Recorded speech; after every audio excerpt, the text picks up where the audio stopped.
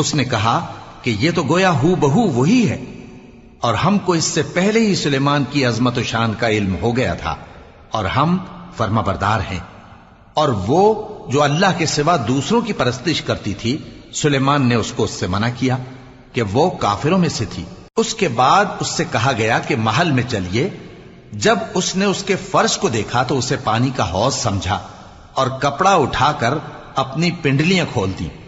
सुलेमान ने कहा, यह ऐसा महल है जिसके नीचे भी शीशे जड़े हुए हैं।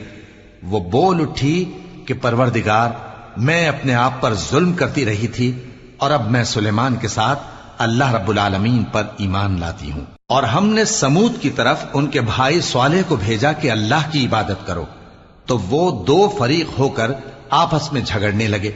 स्वालेह ने कहा कि ऐ कौम, तुम भलाई से पहले बुराई के लिए क्यों जल्दी करते हो और अल्लाह से